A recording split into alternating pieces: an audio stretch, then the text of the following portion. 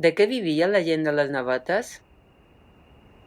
Aquesta gent eren pagesos i vivien de l'agricultura i la ramaderia. Els animals domèstics que tenien eren cabres i ovelles, bous i porcs. No hi ha cap evidència de consum de peix. Les anàlisis de pol·len i llavors realitzades en demostren l'existència de zones obertes de pastura, amb activitat agrícola propera al jaciment. Una de les ceràmiques analitzades va donar com a resultat que havia contingut residus vegetals. Els arbres predominants a la vegetació d'aquell moment són l'ullastre, el pi i l'alzina.